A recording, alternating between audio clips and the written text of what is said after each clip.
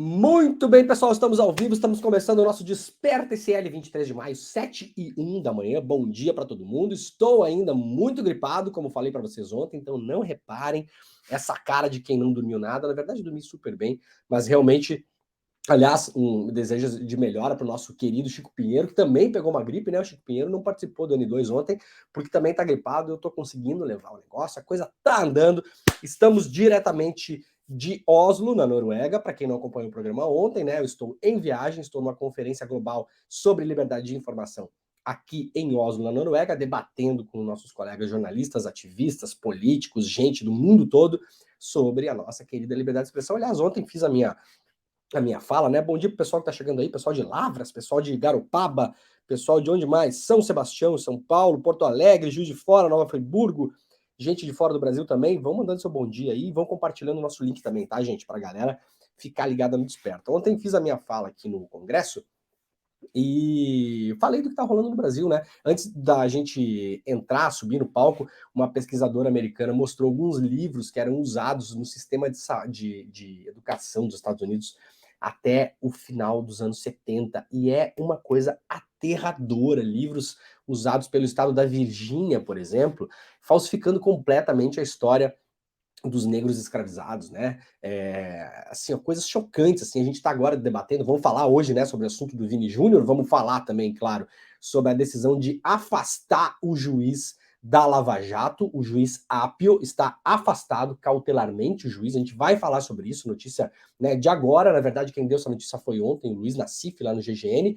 Hoje pela manhã a gente acordou, todos os jornais, todos os portais estão dando isso. Então o juiz que estava fazendo uma revisão lá na Lava Jato está afastado por enquanto. Moro e Deltan estão se dando bem nessa história. A gente vai falar sobre isso, mas achei bastante curioso que ontem os colegas aqui, durante o debate, debatendo coisas que estão muito ligadas ao que está acontecendo no Brasil também, né? O que rolou com o Vinícius Júnior, a gente vai mostrar os jornais espanhóis aqui, como está sendo a repercussão lá, e estava falando que uma pesquisadora mostrou ontem um livro escolar distribuído em escolas do 7º ano, na Virgínia, mostrando como, aspas do livro, tá?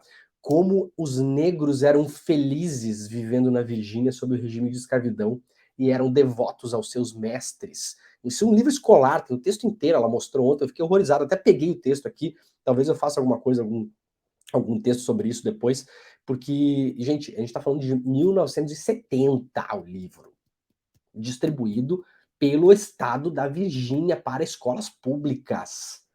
Então esse assunto do Vini Júnior, ele é mais do que atual. E eu fico até assim, ó, eu fico até emocionado em ver um cara de 22 anos, pensem só, né? Quem é que tem a perder com essa história toda? Vamos pensar juntos aqui. O cara tem um contrato com um dos maiores clubes do mundo, né? A gente tá vendo aqui, para quem tá assistindo o programa, a capa do jornal O País, por exemplo. Tá na capa do jornal O País hoje lá, né? Na Espanha. Tá aqui, ó, manchete principal e foto, né? Brasil eleva o tom contra a passividade da Espanha ante os ataques racistas contra Vinícius Júnior. A gente vai ver os jornais aqui, tá na capa de praticamente todos os jornais espanhóis, né? Quem é que tem a perder com esse negócio todo aqui? É só ele. O cara tem 22 anos, tem um contrato com um dos principais clubes do mundo. Vocês acham que a partir do momento que ele não resolve levar esse negócio adiante, como ele tá fazendo agora, ele não vai perder contato, patrocinador, parceria? Vocês acham que não? Claro que vai perder. É óbvio que vai perder. Vocês acham que não vai ter vários clubes que estão pensando agora, pô, se o Vinícius Júnior sair do Real Madrid, eu quero contratar o cara, né? Lógico, joga muito, 22 anos, né? Tem um valor de mercado absurdo, mas vocês acham que já não tem vários clubes pensando também, porra, que treta, o cara vem pra cá, né? Aí num estádio aí, a torcida vai lá, chama o cara de não sei o quê, aí a gente tem que resolver esse pepino. Então, o cara é muito bom, mas melhor não. É claro que só ele tem a aprender com isso. Então, assim, é impressionante o que ele tá fazendo. Dá mais valor ainda pro que ele tá fazendo com a idade que ele tem. Como falou o César Calejão ontem no N2, eu estava acompanhando aqui, né? Muito articulado, pensando do jeito certo, né? Quando o presidente da federação falou que queria explicar coisas para ele, não sei o quê, pro Vini Júnior, o Vini Júnior falou: eu não quero que você me explique nada. né? Hashtags não me comovem. O Vini Júnior escreveu isso no Twitter, né? Hashtag não me comove. Eu quero punição para essa gente. E ontem, aliás, ele publicou um vídeo no seu Twitter mostrando 10 casos de racismo contra ele no futebol espanhol. 10. 10 casos. Os famosos 10 casos isolados, né? Então, a gente está vendo aqui a capa do El País hoje, destacando isso, né? Na sua foto principal e na sua primeira manchete. Aqui a capa do jornal El Mundo, né? Também está destacando isso. E aí tem umas coisas esquisitas que estão acontecendo na Espanha, mas que já aconteceu no Brasil. Já aconteceu no Brasil.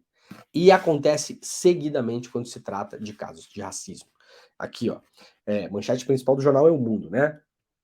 La soledad del árbitro. E por que a Espanha quase nunca passa nada, né? Então, ou seja, o árbitro está isolado, né? A soledad no sentido de isolamento, né? Do árbitro. E por que quase nunca acontece nada na Espanha por conta dos cânticos racistas, né? Essa é a manchete do jornal El Mundo, nesse exato momento, na capa deles, né? E destaca aqui também outras coisas que os outros jornais estão destacando também, né? 4 presos, né? 4 pessoas foram presas em Madrid por pendurar um boneco simulando um enforcamento. Gente, sério, para um pouco aqui quem não tá prestando atenção nesse caso. Quem é acostumado aí em estádio de futebol sabe do que eu tô falando. Estádio de futebol é um ambiente predominantemente racista, machista, etc. Tá? E não adianta vir com esse negócio de não podermos generalizar. Acho que eu vou fazer um movimento global para valorização da generalização.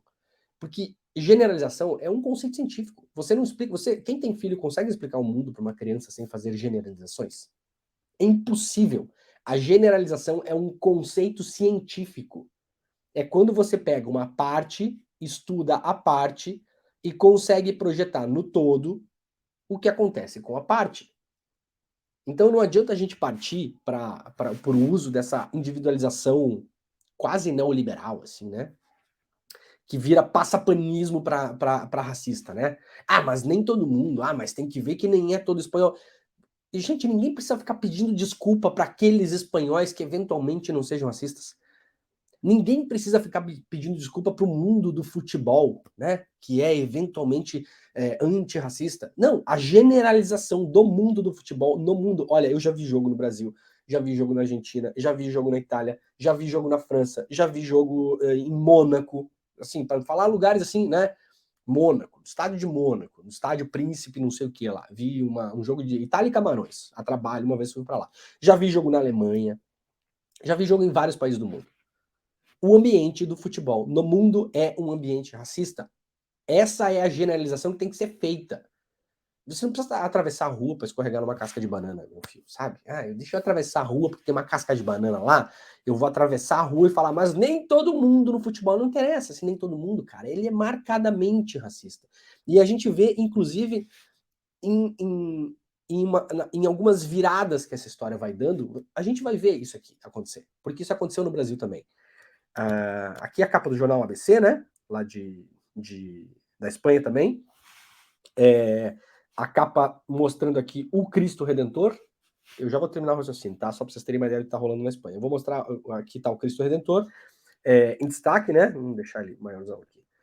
E mostrando que o Rio de Janeiro apagou por 1 hora as luzes do Cristo Redentor, né?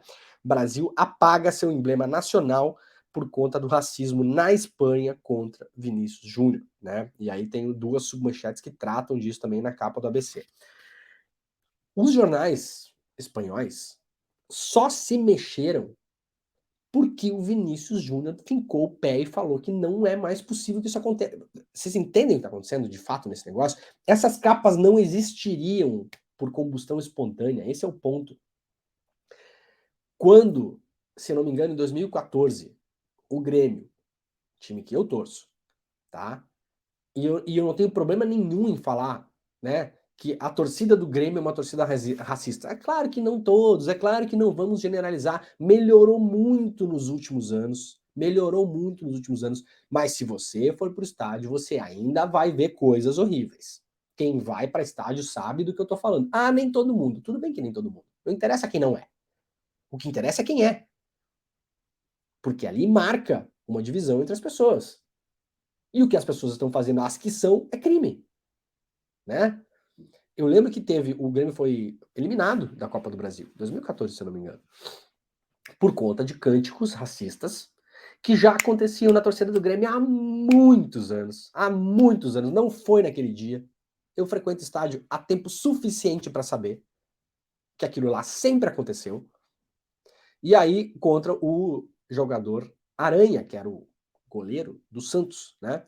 E tem uma torcedora que ficou célebre porque ela foi enquadrada pela televisão bem na hora que ela estava gritando para o Aranha a palavra macaco, que é uma palavra que tradicionalmente se cantou na torcida do Grêmio no geral. Estou generalizando, sim, porque se cantava. Eu vi inúmeras vezes o estádio inteiro cantando. O estádio inteiro cantando. Ah, mas eu não sabia. Ah, mas não era com esse intuito. Ah, mas é só para uma piada. Não interessa. Acontecia, né? Eu faz tempo que não vou na arena, não sei se ainda estão cantando aquelas músicas, mas elas estavam lá presentes, todas elas. Chamar os torcedores e jogadores do Internacional de macaco. E aquele dia essa menina foi enquadrada. O Grêmio foi eliminado da Copa do Brasil, aquela coisa toda. E juro pra vocês, não deu 10 dias e já tinha matéria, assim, quase vitimizando a pobre coitada da torcedora. Eu lembro até hoje, tinha uma matéria que foi publicada na Record, que era assim, solitária e desempregada e não sei o que. Como é a vida da torcedora que chamou o goleiro Aranha de macaco? Vocês entendem como vira rápido esse negócio? Vocês entendem como vira bem rápido essa coisa? Aí você ia ler a matéria, coitada, ela perdeu o emprego. O advogado dela falava que tanto ela quanto a Aranha eram vítimas no mesmo nível da situação. Palavra do advogado dela na época, publicado pela imprensa. Hoje ela teve que cortar o cabelo, ela anda de touca. Eu lembro dessa matéria, como se fosse hoje de fato, a matéria tem mais de 10 anos. Ela andava de touca em dias que não eram muito quentes para poder se esconder, ela teve que cortar o cabelo. Hoje ela se tornou uma pessoa mais calada. Cara, e daí, entendeu? Tudo bem a gente analisar o aspecto humano das pessoas, aquela coisa toda, mas vocês entendem como caminha essa história? E vocês entendem o risco grande de como vai caminhar essa história? Querem ver como tem esse risco? Olha aqui, ó. Jornal Mundo Desportivo da Espanha. Florentino, que é o Florentino Pérez, né? Apoiou o Vinícius Júnior. Florentino Pérez é o presidente do Real Madrid, né? Ainda é o presidente do Real Madrid? Acho que é, né? Deixa eu ver aqui se ele ainda é, mas foi historicamente o presidente do Real Madrid, né? Ainda é o presidente do Real Madrid. Olha essa manchete aqui, se não faz sentido o que eu tô falando, tá? Florentino Pérez, que é o presidente do Real Madrid, segundo o Mundo Desportivo, lá na Espanha, apoiou o Vinícius Júnior, mas também deu um toque de atenção para ele.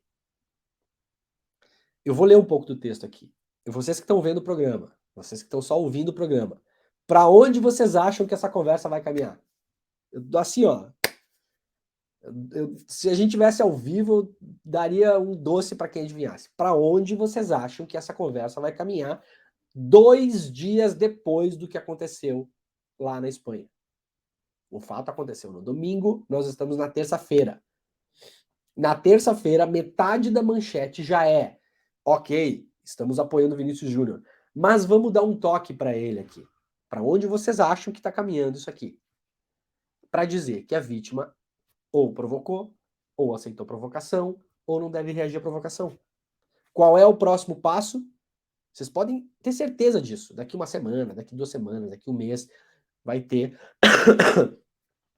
uma matéria, uma entrevista de televisão, de um site, um perfil do árbitro do VAR, que agora aparentemente foi expulso da liga, né? Alguém vai lá ouvir o árbitro do VAR para mostrar como ele tá sofrendo, como é difícil a vida dele, como ele perdeu os amigos e a vontade de viver.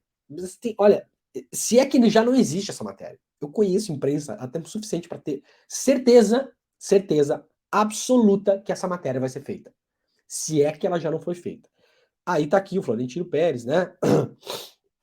Diz o Mundo Desportivo, se encarregou ontem, né, lunes, de tarde, de conversar com os meios de comunicação e declarar apoio, né, ao Vinícius Júnior sobre os insultos racistas recebidos no domingo em Mastala, né? Por alguns, vamos pegando as palavras aqui, por alguns aficionados de Valência. Então, de novo, não vamos generalizar, são só alguns, né? Não vamos fazer essa generalização, são só alguns. O presidente explicou que a decisão é adotada pelo clube, que aí explica aqui que o Florentino Pérez e o Real Madrid entraram com uma representação do Ministério Público Federal, o equivalente, né, Fiscalia General do Estado, para que haja uma investigação criminal em relação a isso também, em relação aos torcedores, né? Como eu já falei antes aqui, 4 já foram presos por terem pendurado um boneco simulando o enforcamento de um jogador de futebol na Espanha. Isso não é uma piada. Isso não é ok. Isso não é só para provocar. E isso não pode cair na conta do Vinícius Júnior, como o Florentino Pérez está fazendo aqui, o presidente do clube onde ele trabalha. Vocês entendem como eu estou dizendo que só quem tem a perder é o Vinícius Júnior nessa história toda? Porque o próprio presidente do local onde ele trabalha hoje, onde ele vive a sua vida, foi lá dar um toque para ele não cair em provocação. Vocês entenderam? Então, assim, se alguém chamar você de macaco, Vinícius Júnior, não cai em provocação. Se você passar de ônibus indo em direção ao estádio, tiver um boneco seu simulando a sua pessoa enforcado numa ponte, não cai em provocação. Para onde está caminhando essa história? Para colocar a culpa pela milésima vez em cima da vítima. E ela vai caminhar para isso, vocês tenham certeza. Tem jornalista muito bom fazendo um trabalho muito bom na Espanha. Tem comentarista muito bom fazendo um trabalho muito bom na Espanha. Mas vamos dizer a verdade. A Espanha só se importou com esse caso porque a vítima se importou. Isso aqui não seria a capa dos jornais espanhóis se no domingo o Vinícius Júnior tivesse jogado os 90 minutos calado. Apesar do que fizeram com ele. Então, essas notícias todas aqui, elas não viraram notícias pelo fato. Elas viraram notícias pela reação. O que é que o presidente do Real Madrid, clube onde o cara trabalha, está dizendo? Não reaja. Se o Vinícius Júnior não reagir mais, nós veremos de novo esse debate público, as notícias colocadas como estão? Não. Porque, de novo, não estamos vendo essas notícias serem produzidas por causa do fato, por causa da agressão. Estamos vendo elas serem produzidas por causa da reação da vítima. E tá aqui os caras já caminhando para dizer que a vítima tem que se ligar, que tá exagerando, que não é para levar tão a sério. A gente já viu essa história 1 milhão de vezes, né? Aqui a capa do jornal Marca, lá na Espanha também. O Ancelotti, vamos lá. De novo, olha para onde está caminhando isso aqui, tá? Porque tem uma pressão muito grande, gente, econômica, para que esse caso suma. Vocês têm que entender isso. A Liga na Espanha é uma das principais ligas de futebol do mundo. E ela envolve muito dinheiro, banco, casa de aposta, loja de roupa, sabe? Como é que é? Os Gatorade da vida, isotônico, sei lá como é que é o nome desse negócio. Tem muito dinheiro rodando ali, muito dinheiro. Muito dinheiro privado, de gente que você não sabe quem é, de dinheiro que vem não sei para onde, que vai não sei para onde. A gente sabe como é que funciona o futebol, principalmente na Europa. Sabemos, né? Até o ano passado, os europeus adoravam o dinheiro dos russos, por exemplo. Agora estão confiscando até as casas dos caras lá, né? Mas até o ano passado ninguém se importava de onde vinha o dinheiro dos russos que compraram Chelsea, não sei o quê, né? Na Espanha não é muito diferente. Na Espanha os clubes são mais clubes, mas vem dinheiro esquisito de muitos lugares, sim, de fato. O Barcelona até ontem era, ainda é, eu acho, né? Olha aqui, o Barcelona, vamos longe aqui, ó. Qual é? Para quem tá vendo o programa, a gente tá vendo aqui a imagem do Carlo Ancelotti, que é o treinador do Vinícius Júnior, e o que tá aparecendo no logotipo na frente da boca dele? Emirates. Fly better. De onde vem o dinheiro do futebol da Espanha? E é muito dinheiro. Então tem o interesse do negócio futebol que esse assunto desapareça. Vocês não se enganem. Todo mundo que está envolvido nesse negócio está sendo pressionado 24 horas por dia para parar de falar nisso. O Vinícius Júnior, o principal, é óbvio. Mas o Carlo Ancelotti, que é o treinador, que em outras vezes também deu uma passada de pano legal para os casos, deu um discurso muito bom no domingo. Teve a coletiva de imprensa, uma jornalista foi perguntar para ele sobre o jogo, ele falou, você quer falar sobre o jogo? Eu não quero falar sobre o jogo, quero falar sobre o que aconteceu hoje aqui. E falou sobre o caso do Vinícius Júnior. Domingo. Passou-se segunda-feira, hoje é terça-feira. 7h21 no Brasil, Aqui na Europa já passou do meio-dia. Então, menos de 2 dias depois, o que é que já está destacando o Marca, que é o principal jornal esportivo da Espanha, a frase do Lancelotti: eu não me referia a todo mundo no estádio do Valência. Eu estava falando só de um grupo que insultou. Então a coisa já saiu da generalização, porque a generalização não interessa. O que interessa é você fulanizar ao máximo, reduzir ao máximo, ferver esse negócio, não sobrar quase nada lá no final e chegar à conclusão que, no fim das contas, acompanhe meu raciocínio, tá? No fim das contas, tudo bem, até rolou umas 4, 5 pessoas ali. O que só mostra que o Vinícius Júnior também tá exagerando, né? Porque não é todo mundo. Na verdade, não é nem que não é todo mundo. Na verdade, é 2, 3. Quantas pessoas tem no estádio? 50 mil, 40 mil, 60 mil? Ah, tinha 20 pessoas falando aquilo. Ah, então, na verdade, vejam que exagero. Escrevam o que eu digo. Essa história vai caminhar para a criminalização da vítima pela milésima vez. Pela milésima. Então, é importante que o Vinícius tenha o apoio que está tendo, inclusive do governo brasileiro, usando as medidas legais que tem. Vocês acham que se o governo brasileiro não tivesse feito alguma coisa como fez, né? Uma provocação oficial ao governo da Espanha, vocês acham que isso aqui estaria sendo manchete do jeito que é? A imprensa espanhola já está correndo para desmanchetizar isso aqui o mais rápido possível. Eu duvido que amanhã seja manchete na metade dos jornais que a gente abriu hoje aqui. E algumas já estão indo para esse caminho. A gente acabou de ver Florentino Pérez dizendo que foi racismo sim, mas vou dar um toque aqui pro Vinícius Júnior. E o Ancelotti, que foi muito bem no domingo, já deu um passinho para trás e falou: não é todo mundo, é uma galerinha só. Né? Muito bem, gente, vamos lá dar um pulo pelos jornais e sites no Brasil. Aqui estamos com a capa do G1 aberta, para quem está só nos ouvindo hoje, na manhã de hoje, né? Terça-feira, 23 de maio, 7h23 da manhã. Se você está chegando agora, aquela coisa, deixa o seu like e principalmente pega o link do nosso programa e compartilha, que a gente vai dar agora. Vamos fazer o seguinte, a gente vai dar uma geral pelo que está rolando de notícia mais importante do dia, para você ficar mais informado e mais esperto, né? E aí depois a gente vai falar do afastamento do juiz Eduardo Apio, que é hoje o juiz titular dos processos da Lava Jato, um juiz que está promovendo lá uma revisão em vários processos da Lava Jato, é o juiz que está ouvindo o Tacla Duran, né? É o juiz que está olhando de novo com olhar crítico os processos que foram feitos pelo Moro, pela turma do Deltan.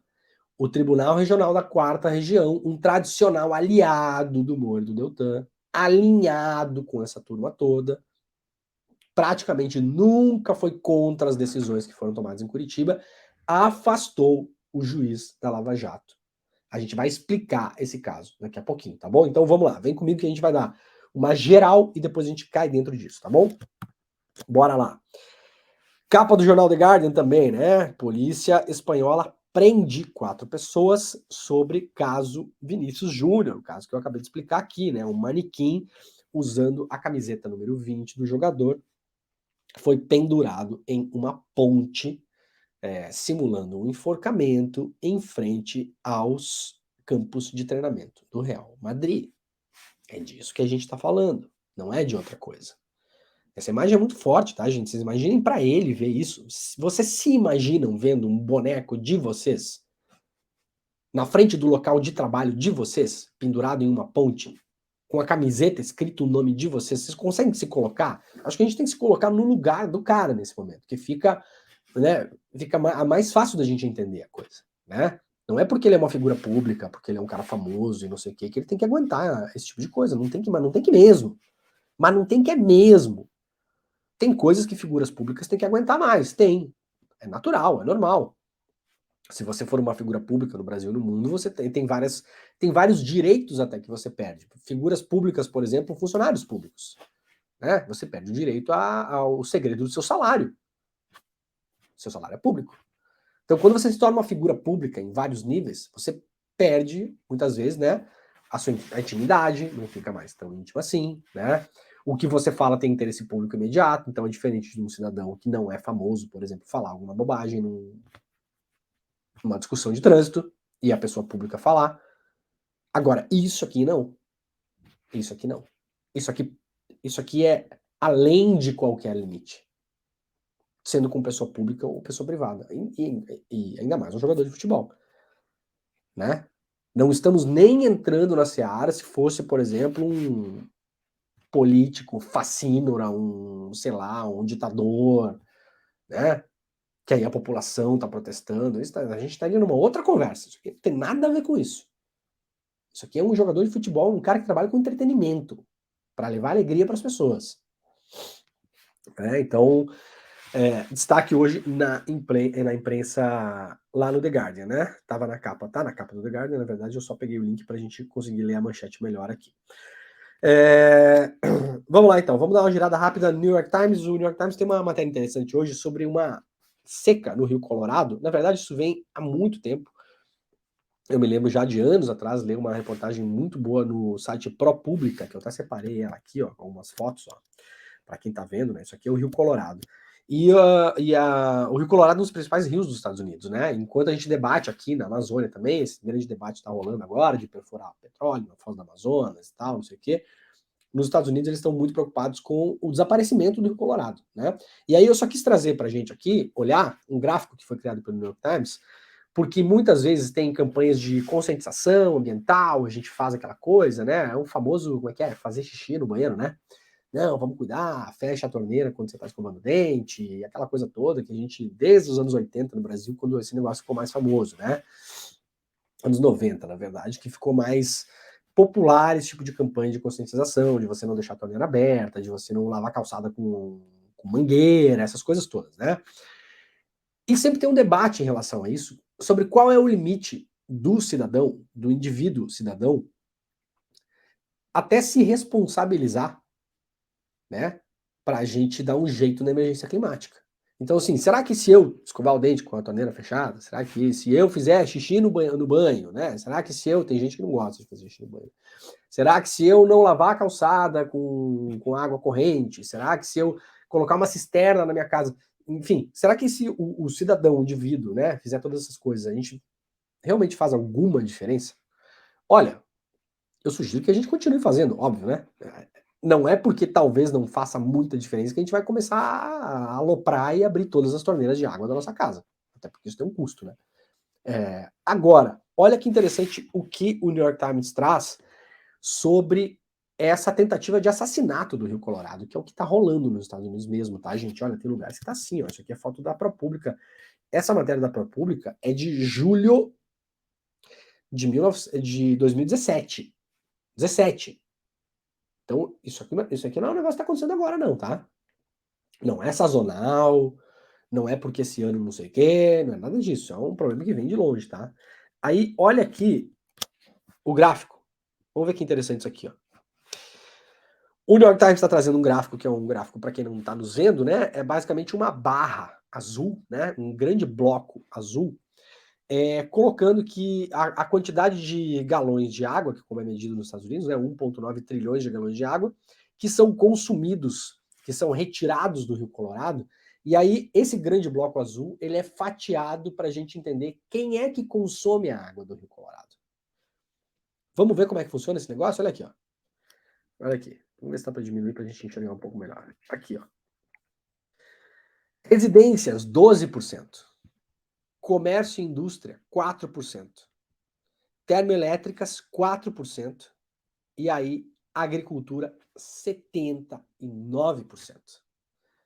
Então, o Rio Colorado, que está ameaçado de morrer, tem regiões do rio que estão completamente secas. E a gente está falando de um rio que atravessa boa parte dos Estados Unidos, onde tem produção de energia elétrica, onde tem barragem, onde tem cidade, né? É um rio importantíssimo, inclusive culturalmente para os Estados Unidos, né? O Colorado River, né? 79% da água que está sendo sugada indiscriminadamente desse rio vem da agricultura. Aí a gente pensa, mas tudo bem, agricultura, tudo bem, alimentação e tal, não sei o quê. Mas, de novo, coloca em xeque o modelo de agricultura que a gente tem no mundo. Não é só no Brasil que essa discussão está acontecendo. Por quê?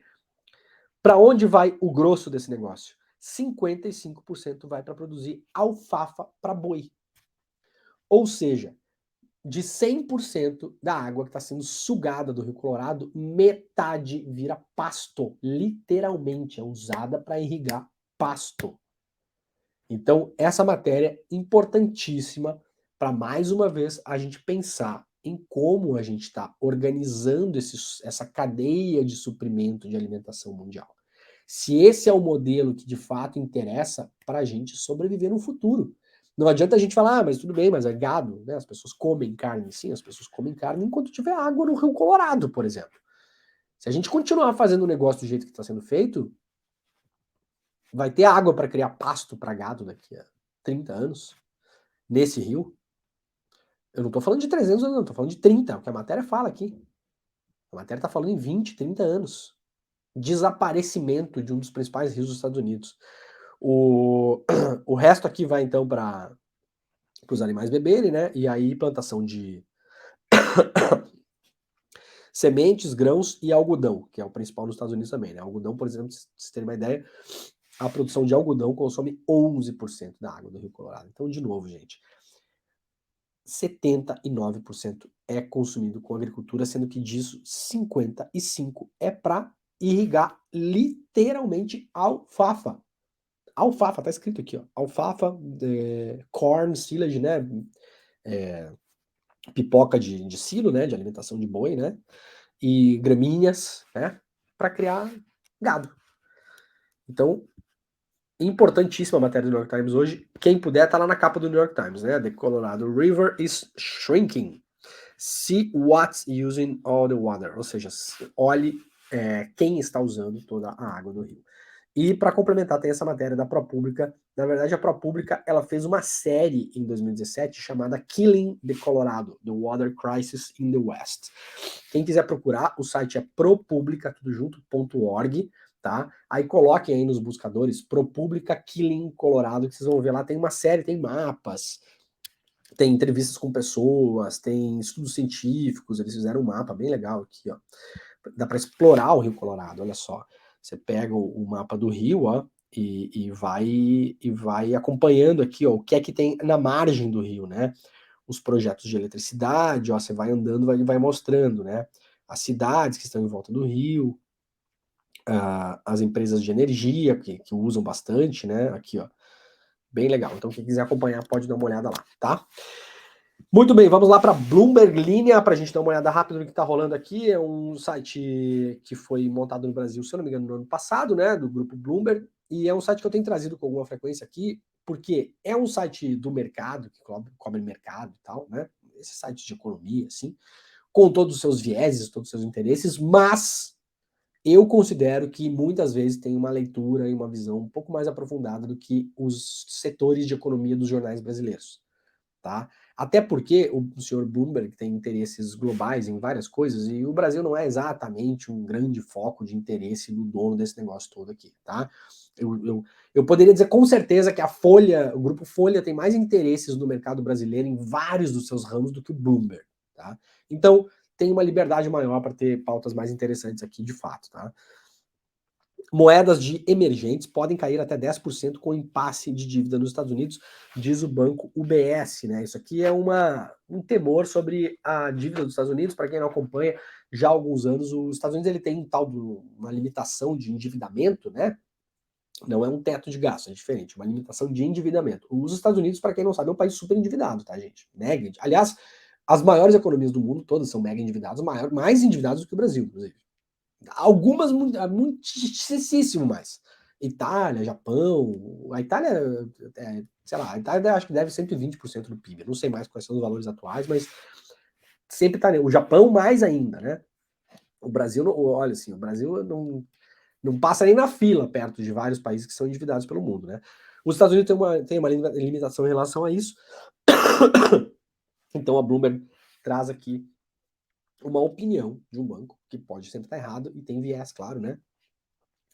Mas que fala na possível queda das moedas. Deixa eu pegar um negocinho para beber aqui. Das moedas dos emergentes. De todo modo, a gente vai acompanhar isso aqui e não vai ficar só com a opinião do Banco UBS, claro, né? Se a gente já errou, até não poder mais, né? BNDES planeja comprar 1,8 bilhão em debêntures da Iguá, Rio de Janeiro, que é a empresa de saneamento, né? Lá do Rio. Perdão, pessoal, quem não acompanha o programa desde o começo aí sabe que eu tô bastante gripado, mas estamos seguindo aqui. E o Bloomberg Linha também traz, né, mesmo sendo um site de economia, né, também traz aqui a cobertura sobre o Vinícius Júnior, para a gente ver como esse negócio andou para além dos jornais tradicionais, né? Destaque da BBC News Brasil: TikTok parte para a batalha judicial contra o Estado americano que baniu a rede social. O TikTok entrou com um processo judicial para impedir que o Estado americano de Montana bloqueie o uso da rede social para seus moradores, né? Muitas vezes a gente se espanta no Brasil, né? Ah, só no Brasil mesmo que bloqueia o Telegram. Não, nos Estados Unidos estão bloqueando o TikTok também. Eu não estou dizendo se isso é bom ou se isso é ruim, mas a gente tem a mania de achar que só no Brasil as coisas acontecem. E quanto mais a gente lê e se informa sobre o mundo, a gente vê que, na verdade, não é só no Brasil. O processo aberto na segunda-feira ocorre depois que, na semana passada, Montana se tornou o primeiro estado dos Estados Unidos a aprovar uma ampla proibição da plataforma de compartilhamento de vídeos chinesa. A proibição está prevista para entrar em vigor em janeiro de 2024, tornando ilegal que as lojas de aplicativos ofereçam o TikTok, mas não afeta diretamente as pessoas que já têm o TikTok baixado. O TikTok está na mira de autoridades de todo o mundo por preocupações de que os dados de usuários poderiam ser repassados ao governo chinês. Em um comunicado, o TikTok defendeu que a proibição em Montana entra em conflito com os direitos de liberdade de expressão dos Estados Unidos e que é ilegal. Bom, eu estou acompanhando com algum interesse, até por causa do debate sobre o PL 2630 no Brasil, né? Agora, o medo das autoridades de todo mundo é que o TikTok compartilhe dados com o governo chinês. Eu não descarto nada os governos terem esse medo. Nada, zero. Sinceramente, eu não vou botar minha mão no fogo pelo TikTok e achar que isso não acontece. Até porque eu não sei, né? Agora, Facebook compartilha dados com o governo americano, Twitter, IBM, Amazon, Microsoft, aí tudo bem. Aí tudo certo. E vejam bem, esses que eu falei aqui, Apple, são casos comprovados já. Já aconteceu. Quem não lembra do caso Snowden? E não só no caso Snowden, depois apareceu mais coisa. Então, as big techs, né, as grandes companhias de tecnologia dos Estados Unidos, compartilhar dados com o governo americano, tudo bem, tudo certo. O TikTok compartilhar dados com o governo chinês, não pode. Então, assim, na minha opinião, nenhum pode, nenhum deveria. Agora, qual que é a lógica dessa decisão aqui? Né? Difícil achar lógica, né? O site independente, deixa eu falar chinês, francês Mediapart, hoje traz um destaque com, eles publicaram exclusivo hoje, né, no site deles, o material que levou à decisão em segunda instância pela prisão do Nicolas Sarkozy, que é o ex-presidente da França, né, o Nicolas Sarkozy está preso, né, desde 17 de maio, condenado em segunda instância, em um caso de corrupção, e o jornal, para quem acompanha isso e quem fala francês também, claro, quem não fala também, hoje em dia você pega o link e coloca um tradutor online aí e tudo se resolve, né? Aqui tá os detalhes sobre a prisão do Sarkozy. Vamos lá então, gente, vamos falar do que interessa hoje, que é o assunto sobre a Lava Jato. É o seguinte, ontem à noite, 9h34 da noite, o site GGN, que é tocado pelo jornalista Luiz Nassif, publicou a seguinte matéria, foi o primeiro a publicar isso, né? TRF4 afasta juiz Eduardo Apio da 13ª Vara de Curitiba. O Tribunal Regional Federal da 4ª Região acaba de atravessar o Rubicão, diz aqui o Nassif, e que separa a legalidade do ativismo político. Atendendo a uma representação do desembargador Marcelo Malucelli, logo a gente vai falar sobre ele, vou lembrar vocês quem é esse cara, afastou de sua jurisdição o juiz Eduardo Apio. Malucelli é o desembargador da 8ª turma, pai de um sócio do escritório do ex-juiz Sérgio Moro. Né? O Malucelli é aquele cara, vocês vão lembrar muito bem, um mês atrás, um pouco menos, saiu aquele escândalo, né, que esse juiz Malucelli, que estava tentando impedir que o Tacla Duran voltasse ao Brasil, né, tomou uma decisão como desembargador, dizendo, depois disse, mas a decisão era bastante clara, dizendo que se o Tacla Duran pisasse no Brasil, o Tacla Duran seria preso. Aí descobriu-se que o senhor Malucelli é pai de um sócio da Rosângela Moro, no escritório de advocacia. Só isso. Nada demais, né? Não tem nenhum conflito de interesse, nada para ver aqui circulando, né? Então, pai do sócio do escritório do Sérgio Moro, né? Para ser mais preciso aqui, o filho dele, do desembargador, é sócio da Rosângela, tá? Tentou impedir o Malucelli o depoimento do Tacla Duran, ordenando a prisão do Tacla Duran com base em processos antigos. Depois de reveladas as ligações familiares, o desembargador Malucelli se afastou das decisões envolvendo a Lava Jato, mas continuou atuando em defesa da operação. Agora, volta a cargo e o TRF4 acata sua representação, ignorando decisões judiciais em um ato claramente político. Isso aqui avalia, de novo, o Luiz Nassif, tá? A alegação, diz o Nassif, é bizonha. O motivo alegado é que Apio teria ligado para o filho de Malucelli fora do horário de expediente, ao meio-dia, para saber se ele era mesmo filho do desembargador.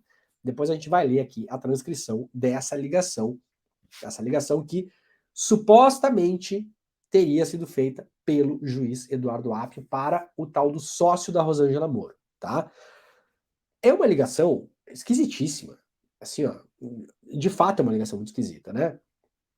Mas ela é mais esquisita ainda pelo fato de que, na verdade, mesmo que fosse o juiz ligando para o filho do desembargador, fazendo de conta que é uma pessoa, sei lá, de outro órgão público, vocês vão ver a ligação ali. A ligação não tem objetivo nenhum, não tem nada na ligação. A gente fica imaginando, tá, mas qual o objetivo dessa ligação? Por que ele estaria ligando para essa pessoa? Sendo que algumas informações que estão ali, eventualmente o juiz poderia conseguir, porque ele é um juiz, né? Ainda mais se usasse os métodos do Moro, né? Bom, aí o Nassif deu isso aqui ontem e os jornais, claro, já estão dando, né? Capa lá do UOL, né? O juiz da Lava Jato, Eduardo Apio, é afastado cautelarmente pelo TRF4. Vamos lá ler o que publicou o UOL sobre esse assunto hoje. O juiz Eduardo Apio, à frente da Operação Lava Jato, foi afastado cautelarmente hoje da 13ª Vara de Curitiba. A 13ª Vara é a vara da Lava Jato, lembra? Né? A antiga vara do Moro. Isso foi uma determinação do Tribunal Regional Federal da 4ª Região. A decisão informa que Apio terá que ser afastado e deve ter os seus aparelhos eletrônicos utilizados no trabalho, inclusive o notebook, desktop e celular funcional, apreendidos e encaminhados para a perícia. Então, assim, não é um afastamento apenas, tá, gente? Ele está sendo tratado agora, de imediato, como um suspeito de um crime, tá? O juiz foi afastado e os objetos eletrônicos dele foram entregues. Celular, computador e tudo para a perícia, tá? Foram apreendidos. O Apio, então, é alvo de procedimento que investiga telefonema suspeito que serviria para intimidar um desembargador envolvido no julgamento de outro processo disciplinar contra Apio.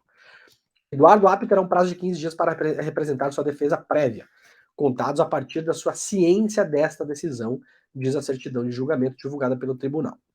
A decisão dispensa ainda a necessidade de ouvir o Ministério Público neste momento. O juiz também ficará sem acesso ao prédio e ao sistema da Justiça Federal até nova decisão. Então, de novo, ele foi afastado, ele não pode mais entrar no prédio, ele não pode mais acessar o sistema e ele perdeu os seus aparelhos eletrônicos que foram apreendidos e serão periciados, tá?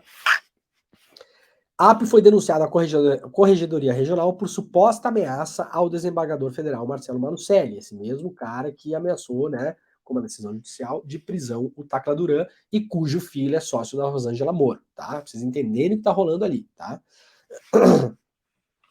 Ele teria consultado, né, o juiz Apio, olha o motivo, tá? Teria consultado em um processo por 2 vezes o número de João Eduardo Barreto Malucelli, filho de Marcelo, sócio da Rosângela, no dia 13 de abril deste ano, pouco antes de João receber uma mensagem, uma ligação telefônica considerada suspeita, solicitando informações sobre seu pai, o que foi considerado como possível tentativa de intimidação ou ameaça. João Malucelli é sócio do escritório de advocacia de Moro, que já esteve à frente da Operação Lava Jato, e da esposa do senador, a hoje deputada federal, Rosângela Moro. A decisão expõe que Marcelo Malucelli estava entre os desembargadores responsáveis por julgar outro procedimento contra Eduardo Apio, que havia determinado correções parciais quanto ao juiz no dia anterior à ligação, tá? Em 12 de abril. Uma perícia feita na gravação do telefonema apontou muita semelhança, vamos colocar aspas aqui, tá? Entre a voz do interlocutor da ligação telefônica suspeita e a do juiz federal Eduardo Apio. Diz aqui a matéria do UOL que é uma semelhança no nível, em termos de perícia, no nível 3 até um nível possível de 4, tá? Onde 4 seria a semelhança extrema. Então, aparentemente, eles periciaram essa ligação. Não sei como essa ligação está gravada, na verdade, né? Isso não fica claro aqui. Será que o filho do juiz, do Malucelli, gravou a ligação? Né? Recebeu uma ligação randômica e gravou a ligação. Enfim, pode ser. Tô tentando imaginar porque realmente não está na matéria aqui. E aí, periciaram a ligação. Não diz aqui quem periciou, nem a mando de quem, né? Então não está claro aqui como foi feita essa perícia, quem é o perito. Gente, em se tratando de Lava Jato, a gente tem que saber o nome de todo mundo. Todo mundo. Eu quero saber quem é o perito que fez a perícia. Eu quero saber quem é o juiz que ordenou a perícia. Eu quero saber onde está custodiado isso. A gente tem que saber tudo. Porque em se tratando de Lava Jato, um nome, exemplo do senhor Malucelli. Quando foi anunciado que o Tacla viria ao Brasil, o Tacla estava se preparando para vir ao Brasil, dar o seu depoimento, apresentar suas provas. Imediatamente a justiça tomou uma decisão falando, se o senhor pisar no Brasil, o senhor será preso. Aí a gente vai ver quem tomou a decisão. É o pai do sócio da Rosângela Moura. Então, em se tratando de Lava Jato, a gente tem que saber o nome de todo mundo que está envolvido no negócio, né? O que pesa contra o Apio? São 4 as possíveis transgressões disciplinares apontadas no relatório do TRF4 contra o juiz Apio. Ter usado de privilégio do cargo para consultar sistemas de uso, dados do sistema de uso, restrito, para intimidar, constranger ou ameaçar um desembargador federal, ter efetuado ligação a partir de telefone sem identificador de chamada, ter supostamente se passado por um falso servidor da área de saúde do tribunal, ter ligado para o filho do desembargador que atuou como relator em procedimento contra o juiz. Na verdade, tudo isso aqui é a mesma coisa, né? Enfim, não são 4, né? Obviamente, lá os bonecos de posto, lá já, o Deltan e o Moro já estão ali, né? Ai, Olha o Moro, nunca tinha ouvido falar na história judiciária brasileira de um caso no qual o juiz de um processo teria ligado ao filho de um desembargador que revisava suas sentenças fingindo ser uma terceira pessoa para colher dados pessoais e fazer ameaças veladas. Realmente, disse o Moro aqui, né? Eu separei umas coisas aqui, isso aqui, bom, tá em manchete em vários lugares, né? No Estadão também, tá aqui, no blog do Fausto Macedo, né? Fausto Macedo é um jornalista, repórter experiente do Estadão, que deu muito espaço para a Lava Jato durante muitos anos, né? O blog do Fausto Macedo era um lugar onde a Lava Jato falava bastante, inclusive, né? Se é que vocês me entendem. E sim, isso é uma crítica. E aí o Fausto Macedo tá dando essa notícia, né? O Tribunal Regional Federal decidiu afastar o juiz Arthur, etc e tal. Aí eu fico bastante impressionado. Primeiro, vamos esperar o caso andar, né? Esperar a coisa andar. Eu vou falar minha impressão sobre o que aconteceu. Primeiro, a rapidez da decisão, né? Assim, teve uma decisão da corregedoria, assim, como eu realmente nunca tinha visto em relação ao juiz da 13ª Vara. Por exemplo, o juiz que estava lá antes, o senhor Sérgio Moro, nunca passou na porta da corregedoria para responder uma coisa parecida com essa. Vocês entendem o que aconteceu aqui? Eles tiraram o juiz do tribunal, impediram o acesso dele e apreenderam o celular e o computador do cara. Será que isso não poderia ter acontecido com o Moro, por exemplo, depois que começaram a divulgar as conversas da Lava Jato? Vocês acham que tinha mais indício de cometimento de crimes nas mais de 100 reportagens publicadas pela Vaza Jato ou agora no caso do senhor Apio? Eu não estou aqui fazendo uma defesa prévia do juiz, não. Se ele de fato ligou para coagir alguém e tal, que pague por isso. Isso não é problema meu, nem de vocês, né? Vamos voltar aqui, não precisa atravessar a rua para escorregar em casca de banana, tá? Cada um que arque com as consequências daquilo que fez. Se de fato o juiz Eduardo Apio ligou para coagir ou ameaçar um filho do desembargador, ele vai pagar por isso. Agora, eu me dou ao lugar de fala nesse caso, conhecendo muito bem a Lava Jato, como eu conheço, de duvidar de toda essa história a priori. Eu duvido de tudo isso aqui a priori. Para mim, tudo que vem da Lava Jato e dessa gente toda aqui precisa ter 45 provas para eu falar, bom, realmente dessa vez é verdade. Por quê? Porque o método sim é inédito.